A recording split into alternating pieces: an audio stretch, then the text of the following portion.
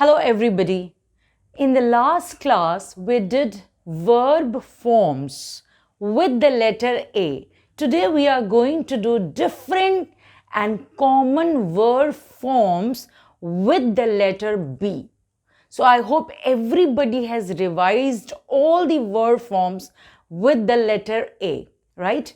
So let us start with the first word with the letter B, that is break. So मैं आपको already बता चुकी हूँ कि किसी भी वर्ब का आपको 3 फॉर्म्स याद रखना है. फोर्थ फॉर्म आप आराम से बना सकते हो by adding the word ing, and fifth form भी आप बना सकते हो बाय एडिंग s और es, राइट? बट आपको फर्स्ट फॉर्म, सेकेंड फॉर्म और थर्ड फॉर्म या तो आप इसको याद करो और you can keep on practicing. इससे आपको खुद ब खुद याद हो जाएगा. So the first word is break. So V1 is break, जिसको हम प्रेजेंट टेंस में यूज करते हैं. V2 इज ब्रोक, जिसको हम पास्ट टेंस में यूज करते हैं. एंड V3 इज ब्रोकन, जिसको हम या तो हैज, हैव या हैड के साथ लगाते हैं, या we also use the third form of the verb in passive voice. तो इसको मैं सेंटेंसेस के थ्रू आपको एक्सप्लेन करती हूँ कि आप कैसे इसको प्रेजेंट टेंस में, पास्ट टेंस में और हैज, हैव और हैड के साथ या पैसिव वॉइस में इसको यूज करोगे. सो हम लोग सबसे पहले ब्रेक को यूज करते हैं प्रेजेंट टेंस में, राइट? क्या हम बोलेंगे? We must not break the traffic rules. So we must not break the traffic rules. इसमें हम ब्रेक को प्रेजेंट टेंस में यूज किए हैं. पास्ट टेंस में हम लोग क्या बोल सकते हैं?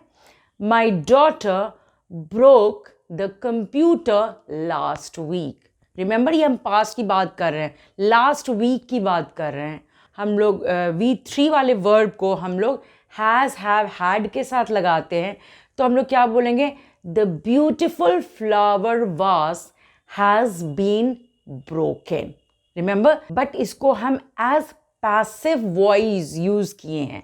अगर एक्टिव वॉइस में भी आप इसको यूज कर सकते हो, बट रिमेंबर वो हैज, हैव और हैड के साथ ही लगेगा.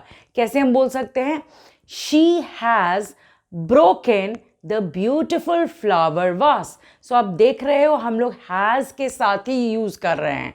Okay, we are going to do total 15 verb forms with the letter B. So let us start with the second one. So second word है bring, V1, V2 is brought, V3 is brought again. Third word है buy, B-U-Y. Then buy का past tense होगा bought, and V3 will be bought again. Okay, B-O-U-G-H-T. Fourth word है burn, V1, V2 is burnt, B-U-R-N-T, and V3 is again burnt, B-U-R-N-T. Fifth word है build, B-U-I-L-D, जिसका V2 होता है built, B-U-I-L-T, and V3 is again built, B-U-I-L-T.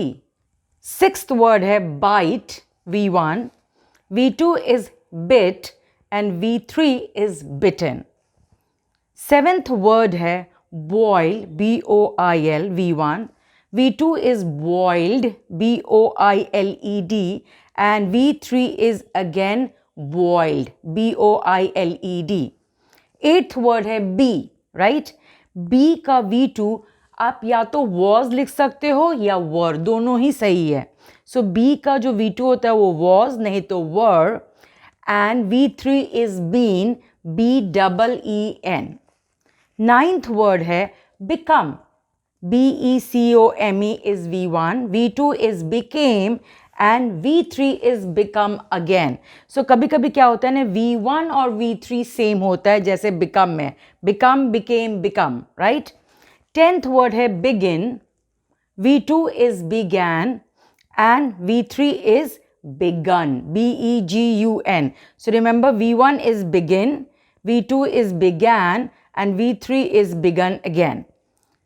11th word है bend, B-E-N-D, जिसका V2 होगा bent, B-E-N-T, और V3 भी है bent, B-E-N-T.